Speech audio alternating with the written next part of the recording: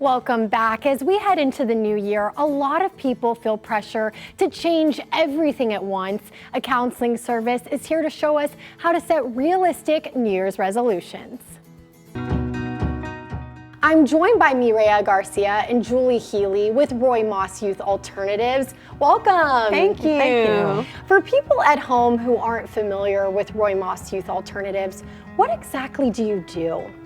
Roy Maas Youth Alternatives is a nonprofit here in San Antonio, and we have two services that we provide to the community. We provide residential care and counseling for children who are in the Texas foster care system. So those are children who've already been removed from home. But for the community at large, we also have a family resource and counseling center where people can receive services that helps keep families healthy and strong. This really does sound so beneficial. And I understand that you have some advice for people when it comes to the new year. Why would you say so many New Year's resolutions fail, and what mistakes do you see people make? Well, a lot of New Year's resolutions fail because people set unrealistic goals. And because Roy Maas Youth Alternatives is completely child-centered, we see children and families, we focus more on how we can best support children. And when children are thriving and happy, families are thriving and happy. So with children, you want to set realistic, achievable goals so that they don't feel that they fail.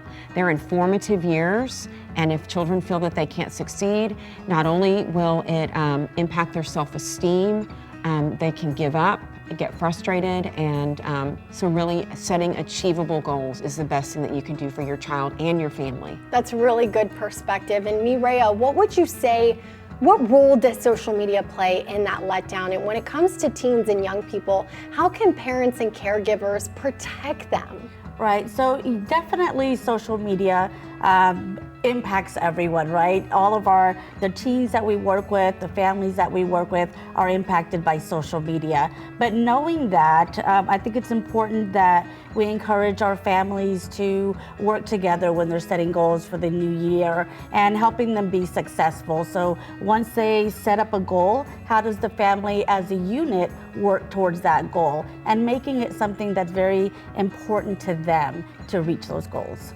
I love that, and I understand that you've also brought some really helpful tips for our viewers at home today. You want to choose what matters, right? What matters to your child, to your family, to make sure that your child is happy and thriving. You want to keep it small and specific. We talked about having an achievable goal earlier, and you want to break it into steps.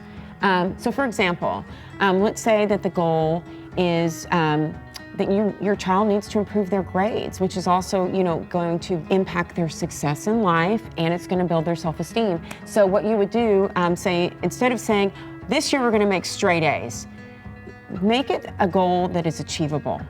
Say, instead of saying straight A's, let's make the goal of, we're going to study every day for 30 minutes.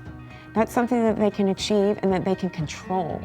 And then when they do the 30 minutes studying every day, you praise them. That's so important to children, right, Mireya? Right, and the families can support that process. For example, if the child's goal is to study 30 minutes every day, as a family, parents can support their child by creating that environment that's ideal for studying.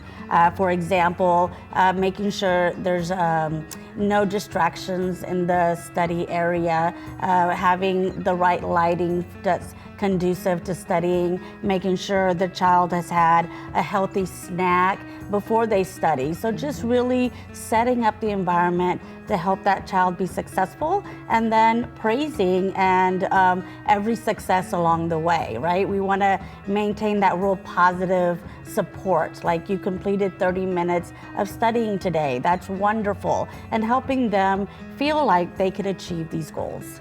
I love the perspective of making it achievable, and obviously we're in the new year. Nobody knows what a year is going to hold, and sometimes that could be crisis. I understand that you are here to help. Absolutely. And you know, what's important to us is to help our families be able to identify what their stressors and triggers are even before they get to a crisis. We want them to be aware of how they are impacted in different stressful situations. And how can people reach you? How can they get to that website? So our website is rmya.org, and you want to look for the Family Counseling and Resource Center page. And we also want the community to know that our services are at no cost to clients. We don't turn anyone away. I love that. Well, thank you so much, both of you, for your time today. Thank Thank you. you.